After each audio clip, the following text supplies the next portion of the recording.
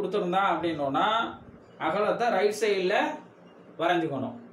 ரைட்டுங்களா? இந்த சம்மை பொறுத்த வரைக்கும் நம்மளுக்கு கொடுத்துருக்கிறது லெஃப்ட் ஹேண்ட் சைடு வியூ கொடுத்துருக்கான். அப்போ இந்த அகலம் 60 mmங்கிறது லெஃப்ட் சைடில் வரணும்.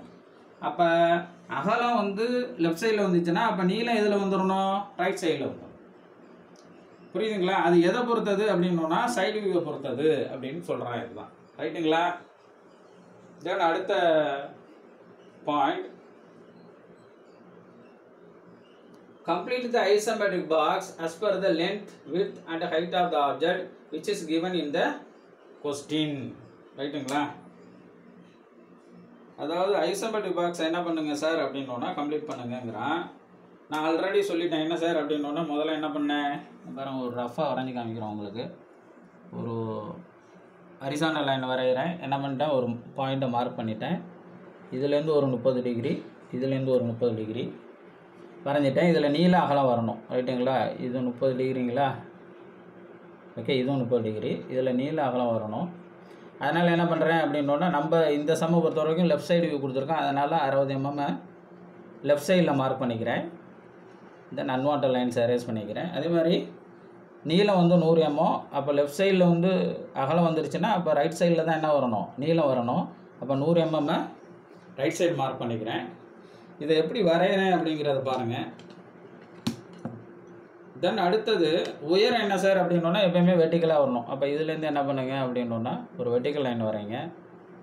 உயரம் எவ்வளவு அப்படின்னோன்னா 20 mm. 20 mm அப்படி மார்க் பண்ணிக்கோங்க.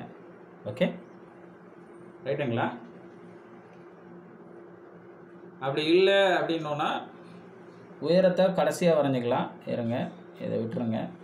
முதல்ல நீளத்தையும் அகலத்தையும் கம்ப்ளீட் பண்ணுங்கள். கம்ப்ளீட் பண்ணிவிட்டு என்ன பண்ணுங்கள் அப்படின்னோன்னா முதல்ல பாட்டம் பாக்ஸை முதல்ல கம்ப்ளீட் பண்ணிக்கங்க. இப்போ என்ன பண்ணணும் அப்படின்னோன்னா இந்த லைனுக்கு பேரலாக இதில் ஒரு லைன் வரையும். ஓகே, தென் அடுத்தது நீங்கள் பண்ண வேண்டியது இந்த லைனுக்கு பேரலாக இதை கம்ப்ளீட் பண்ணுவோம். இங்கே பாருங்கள், நல்லா ஞாபகம் வச்சுக்கோங்க.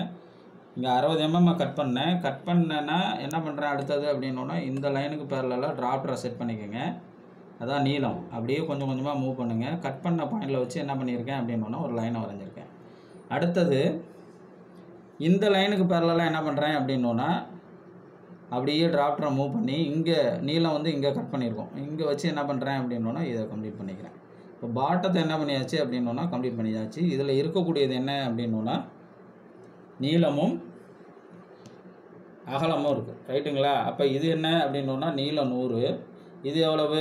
அகலம் 60. இது ரெண்டும் 30 டிகிரி கோணத்தில் இருக்கணும். ரைட்டுங்களா? இதுவும் 30, இதுவும் 30, அதுவும் 30. இப்போ உயரம் மட்டும்தானே வரையணும். நீளமும் அகலமும் தான் 30 டிகிரி கோணத்தில் வரணும். வரைஞ்சி இந்த பாக்ஸை கம்ப்ளீட் பண்ணிட்டேன். உயரம் வரைகிறதுக்கு நீங்கள் என்ன பண்ணணும் அப்படின்னோன்னா வெர்டிக்கலாக வரணும். டிராப்ட்ரோ அல்லது ஸ்கேலை என்ன பண்ணுங்க அப்படின்னோன்னா வெர்டிக்கலாக வச்சு இந்த ஒவ்வொரு பாயிண்ட்லேருந்து வெர்டிக்கல் லைனை வரைங்க. ரைட்டுங்களா? எல்லாம் 20 mm 20 mm. அப்போ வரைஞ்சிங்கன்னா வெர்டிக்கல் இங்கே பாருங்கள் 20. ஓகே, தென் அதே மாதிரி இதில் ஒரு வெர்டிக்கல் லைன், இதுவும் 20. அதே மாதிரி இதில் ஒரு 20. அதே மாதிரி இந்த பாயிண்ட்லேருந்து என்ன பண்ணுறேன் அப்படின்னோன்னா 20 mmக்கு ஒரு வெர்டிக்கல் லைன். ரைட்டுங்களா? ஓகே, இப்போ இதை நான் என்ன பண்ணணும் சார் அப்படின்னோன்னா கம்ப்ளீட் பண்ணணும். ஓகே, கம்ப்ளீட் பண்ணிடுறப்ப என்ன பண்ணுறேன் சார் அப்படின்னோன்னா இதில் நீங்கள் நல்லா ஞாபகம் வச்சுக்கோங்க. இந்த பாயிண்ட் வந்து இது இருக்குது பாருங்களேன். இது வந்து எங்கே போகுது அப்படின்னோன்னா இந்த பாக்ஸ் உள்ளே வருது. அதனால் இதை விட்டுருங்க, இது வேண்டாம். வெளியில் இருக்கக்கூடிய இந்த 3 லைனை மட்டும் என்ன பண்ணுங்க அப்படின்னோன்னா வெர்டிக்கல் லைனை பேஸ் பண்ணி இப்போ பாருங்கள், இதுக்கு பேரலாக டிராப்டரு ஆர் ஸ்கேலை மூவ் பண்ணி இந்த பாருங்கள், இந்த நீளத்துக்கு பேரலாக டிராப்டர் ஆர்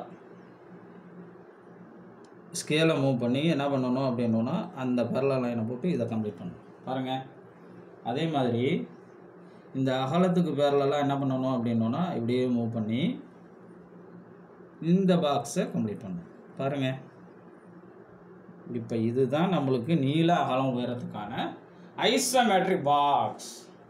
ரைட்டுங்களா? என்ன சொல்கிறேன்னு, அப்போ இது நீளம் 100, இது அகலம். ஓகே, நல்லா ஞாபகம் வச்சுக்கோங்க. இது நீளம் 60, அகலம் நீளம் 100, அகலம் 60, ரெண்டும் எவ்வளோ டிகிரியில் வந்துடுச்சு? 30 டிகிரியில் வந்துடுச்சு. உயரத்தை நான் என்ன பண்ணுறேன் அப்படின்னோன்னா, ஒவ்வொரு பாயிண்ட்லேருந்தும் வெர்டிக்கலாக வரையணும். இதுலேருந்து வரையணும். இது உள்ளே வர்றதுனால இதை அழைச்சிட்டேன். இதில் வரைஞ்சி 20 mm கட் பண்ணிவிட்டு இந்த லைனுக்கு பேரலாக, அதாவது இந்த லைனுக்கு பேரலாக இங்கே கம்ப்ளீட் பண்ணுறேன். இந்த நீளத்துக்கு பேரலாக ஸ்கேலை டிராஃப்டரை யூஸ் பண்ணி இந்த லைனை கம்ப்ளீட் பண்ணோம்னா நம்மளுக்கு வேண்டிய ஐசோமெட்ரிக் பாக்ஸ் கிடச்சிரும். இந்த ஐசோமெட்ரிக் பாக்ஸை முடிச்சுட்டு தான் நீங்கள் ஆன்சரையே ப்ரொசீட் பண்ண ஆரம்பிக்கணும். இந்த ஐசோமெட்ரிக் பாக்ஸை கம்ப்ளீட் பண்ணாலே உங்களுக்கு என்ன சார் அப்படின்னா மினிமம் ஒரு 5 மார்க் அலாட் பண்ணிடுறாங்க. அது கொடுத்துருக்கக்கூடிய சம்முலேருந்து, தட் இஸ் கொஸ்டின்லேருந்து என்ன அளவோ அந்த அளவுக்கு தகுந்தாப்புல தான் இருக்கணும். அதை ஞாபகம் வச்சுக்கோங்க. ஐசோமெட்ரிக் பாக்ஸில் உள்ளே வர்ற கோடு தேவையில்லை, அதை அழிச்சிடலாங்கிறத ஞாபகம் வச்சுக்கோங்க. ரைட்டுங்களா? ஓகே, இப்போ நீங்கள் இந்த ஐசோமெட்ரிக் பாக்ஸை கம்ப்ளீட் பண்ணிடுவீங்க அப்படிங்கிற நம்பிக்கை எனக்கு இருக்குது. ஓகே, இப்போ நான் இந்த சம்மில் உங்களுக்கு சொல்ல வேண்டியது, இந்த சம்மு உங்களுக்கு என்ன பண்ணியிருக்கேன்னா, நானும் இதில் என்ன பண்ணியிருக்கேன்னா உள்ளெல்லாம் உங்களுக்கு லைன் வரைஞ்சிருக்கேன். ரைட்டுங்களா? இங்கே பாருங்கள், நம்ம சம்மில் இந்த சம்மில் உள்ள இங்கே லைன் வருது, இங்கே லைன் வருது, இங்கெல்லாம் வருது. அதெல்லாம் நான் என்ன பண்ண போகிறேன்னா தேவையில்லை. புரியுதுங்களா? அங்கே எப்படி ஐசோமெட்ரிக் பாக்ஸ் வரைஞ்சோ அதே மாதிரி என்ன பண்ணுறேன் அப்படின்னா உள்ள லைனை நான் என்ன பண்ணுறேன் அப்படின்னா எரேஸ் பண்ணுறேன். அப்போ உள்ள லைன் எது சார் அப்படின்னா இங்கே பாருங்கள், இந்த லைன் நம்மளுக்கு தேவையில்லை. கேட்டுங்களா? அதே மாதிரி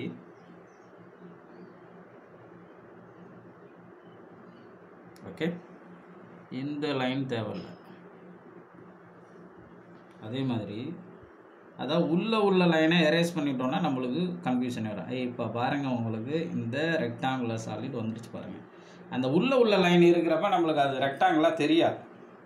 புரியுதுங்களா? இப்போ அந்த உள்ள லைனை அழைச்சிட்டேன்னா அழைச்சதும் இப்போ இது பாருங்கள், உங்களுக்கு ரெக்டாங்குலர் சாலிட் எல்லாத்துமே வந்துடுச்சு பாருங்கள். ஓகே, இப்போ இதுக்கு ரெலவெண்ட்டாக இருக்கா? இந்த பாருங்கள், வேணா இங்கே 3D டிராயிங் அப்படி காமிக்கிறேன். இப்போ பாருங்கள், ஓகே, இப்படி வச்சு பாருங்கள். பாருங்கள், ஓகே, இப்போ பார்த்தீங்களா உங்களுக்கு இது எப்படி இருக்கோ அதே மாதிரி இப்போ உங்களுக்கு அங்கே வந்துருச்சு பாருங்கள். உள்ள லைன் வரைஞ்சிங்கன்னா இப்போ பாருங்கள், இந்த சம்பளை பாருங்கள், இந்த வெளியில் என்ன லைனோ அதுதான் தெரியும், உள்ளது தெரியாது. அதனால் நம்ம என்ன பண்ணிடணும், அதை அழைச்சிடணும். அழைச்சாதான் அந்த ரியல் இமேஜ் நம்மளுக்கு கிடைக்கும். ரைட்டுங்களா? ஓகே, இதில் என்ன தெரியுதோ அதுதான் இங்கே நம்ம என்ன பண்ணியிருக்கோம் அப்படின்னா இங்கே நான் வரைஞ்சிருக்கேன்.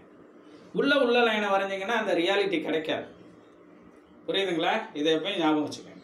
ஓகே, இப்போ பார்த்தீங்களா இங்கே என்ன நம்மளுக்கு கிடைச்சிருக்கோ அதே இமேஜ் தான் இங்கே கிடைச்சிருக்கு. Okay sir, right. அடுத்த point, you have to paste the front, top and side view of the object which are given in the question on the relevant sides of the constructed isometric box. இப்போ என்ன பண்ணிட்டோம் அப்படின்னா isometric box வரைஞ்சாச்சு. நீங்கள் என்ன பண்ணணும் அப்படின்னா கொஸ்டினில் கொடுக்கக்கூடிய front, top and side view எல்லாத்தையும் என்ன பண்ணணும் அப்படின்னா இதில் அப்படியே பேஸ்ட் பண்ணுறாப்புல வரையணும். அப்போ பேஸ்ட் பண்ணுறாப்புல வரையணும்னா என்ன சார் அப்படின்னா இந்த ஃப்ரண்ட் வியூனுடைய அளவை கொண்டு வந்து ஃப்ரண்ட் சைடில் ஃபிக்ஸ் பண்ணணும். நல்லா ஞாபகம் வச்சுக்கோங்க. இது ஃப்ரண்ட் வியூவா? அப்போ 100க்கு 20 அது என்ன பண்ணணும், ஃப்ரண்டில் தான் வரணும். புரியுதுங்களா என்ன சொல்கிறேன்னு? டாப்பில் இருக்கக்கூடிய இந்த இமேஜ் நல்லா ஞாபகம் வைங்க. டாப்பில் இருக்கக்கூடிய இந்த டாப் வியூ இந்த பாக்ஸினுடைய டாப்பில் வரணும். ஓகே, புரியுதுங்களா? இந்த பாக்ஸை வச்சே நீங்கள் சொல்லிடலாம் என்ன, இது வந்து ஃப்ரண்ட் சர்ஃபேஸ், இது டாப் சர்ஃபேஸ். இப்போ ஐசோமெட்ரிக் பாக்ஸ் வரைஞ்சிட்டோம். ஐசோமெட்ரிக் பாக்ஸில் நீளம் எந்த சைடு இருக்கோ அதுதான் என்ன சார் அப்படின்னா front surface R front side. ஓகேங்களா? டாப்பில் எப்பயுமே வர்றது டாப் சர்ஃபேஸ், சைடில் எப்பயுமே இருக்கிறது சைட் சர்ஃபேஸ். இவன் என்ன சொல்கிறான்னா ப்ரொசீஜரில் இந்த ஃப்ரண்ட்டு வியூவை கொண்டு வந்து ஃப்ரண்ட் சர்ஃபேஸில் வை, டாப் சர்ஃபேஸ் அதாவது டாப் வியூவை கொண்டு வந்து டாப் சர்ஃபேஸில் இருக்கணும், சைடு வியூ வந்து சைடு சர்ஃபேஸில் வர்றாப்புல அந்த பாக்ஸில் இருக்கணும். ரைட்டுங்களா? அந்த ஐசோமெட்ரிக் பாக்ஸில் வரணும். இங்கே என்ன சைடு வியூவில் இருக்கோ அந்த வியூ வந்து இந்த சைடு, இந்த ஐசோமெட்ரிக் பாக்ஸில் சைடுலேருந்து பார்க்குறப்ப இருக்கணும். இந்த சைடு, இந்த டாப் வியூவில் என்ன சர்ஃபேஸ் இருக்கோ, என்ன ஷேப் இருக்கோ, அங்கே டாப் சர்ஃபேஸ்லேருந்து பார்க்குறப்ப அந்த ஐசோமெட்ரிக் பாக்ஸில் இருக்கணும். ஃப்ரண்ட்டு வியூவில் என்ன வடிவம் இருக்கோ அதே வடிவம், அதே ஷேப்பு ஐசோமெட்ரிக் பாக்ஸில் ஃப்ரண்ட் சர்ஃபேஸில் வரணும். இதுதான் அவன் சொல்கிறான். அப்போ இந்த ஐசோமெட்ரிக் பாக்ஸில் இதுதான் ஃப்ரண்ட் சர்ஃபேஸ், இதுதான் டாப் சர்ஃபேஸ், இதுதான் சைடு சர்ஃபேஸ். அப்போ ஃப்ரண்ட் வியூவை வந்து ஃப்ரண்ட் வியூனுடைய வடிவம் கண்டிப்பாக இந்த ஃப்ரண்ட் சர்ஃபேஸில் தான் வரணும். டாப் வியூவில் இருக்கக்கூடிய அந்த வடிவம் ஷேப் வந்து டாப் சர்ஃபேஸ்லேருந்து பார்க்குறப்ப தெரியணும். தென் அதே மாதிரி சைடு வியூவில் இருக்கக்கூடிய அந்த வடிவம் இந்த சைடு சர்ஃபேஸ்லேருந்து பார்க்குறப்ப தெரிகிறாப்புல நம்மளுடைய வடிவமானது இருக்க வேண்டும்ங்கிறத ஞாபகம் வச்சுக்கோங்க. ஓகே,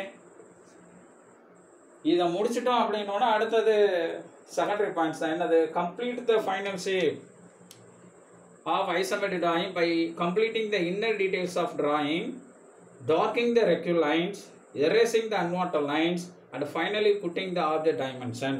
இது நான் உங்களுக்கு ரெகுலராக சொல்கிறது தான்.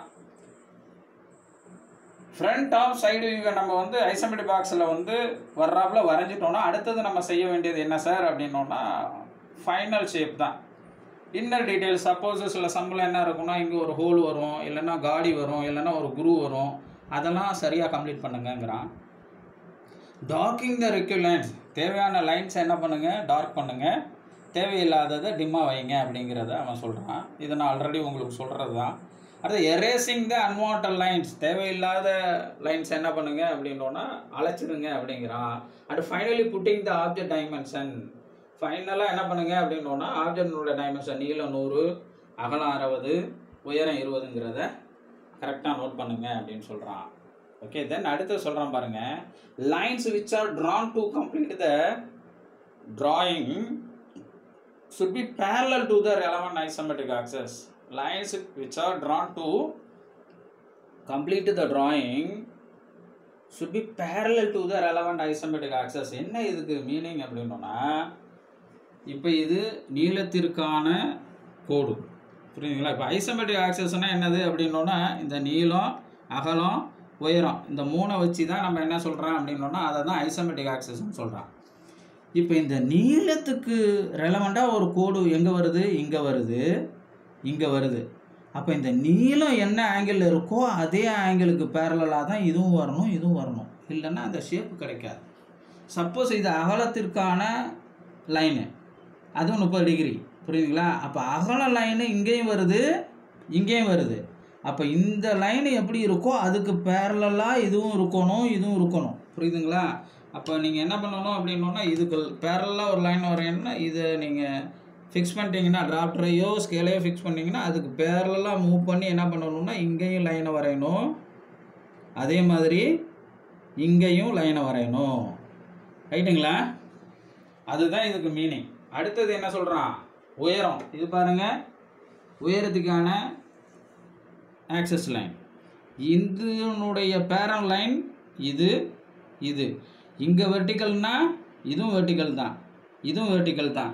அதுக்கு தகுந்தாப்புல எல்லாம் பேரலாக இருக்கணும். இப்போ சப்போஸ் உயரம் நான் வரைகிறேன் அப்படின்னோன்னா இங்கே இருக்குது பேரலாக, அடுத்த உயரம் இங்கே நான் வரைகிறப்ப இதுக்கு பேரலாக, எங்கே வேணும்னாலும் நான் உயரத்தை வரைஞ்சேன்னா ஒரு லைனுக்கு பேரலாக தான் எல்லாம் இருக்கணும். அதுதான் மீனிங், புரியுதுங்களா? அது மாதிரி இது வந்து அகலத்திற்கான நீளம், அகலத்திற்கான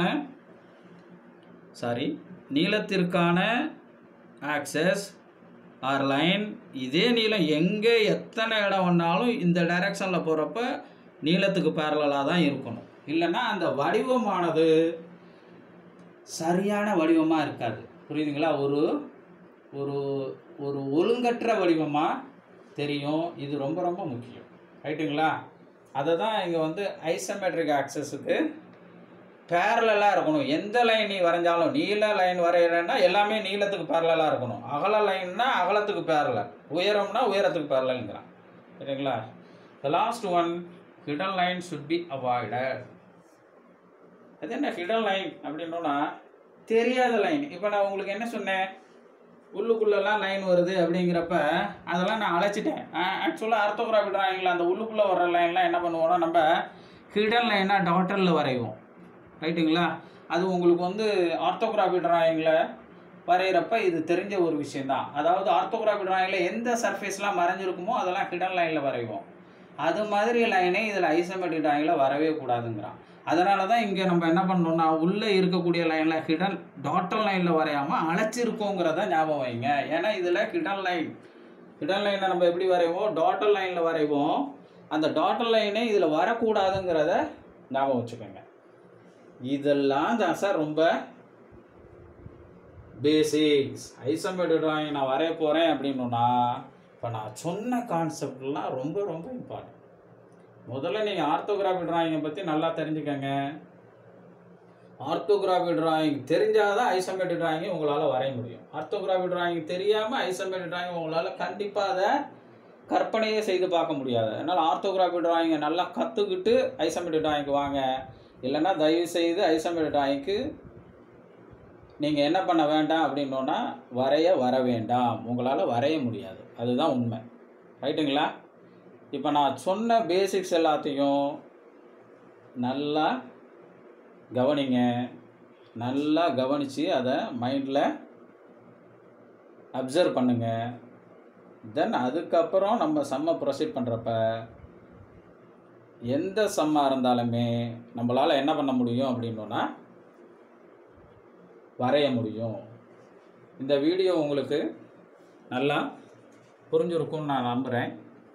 இன்கேஸ் எனி டவுட் அப்படின்னோன்னா வீடியோவை ரீவைண்ட் பண்ணி பாருங்கள். டெஃபினட்டாக உங்களுக்கு புரியும். மறுபடியும் இன்னொரு சம்மோட அடுத்த லெக்சரில் மீட் பண்ணுவோம். தேங்க்யூ.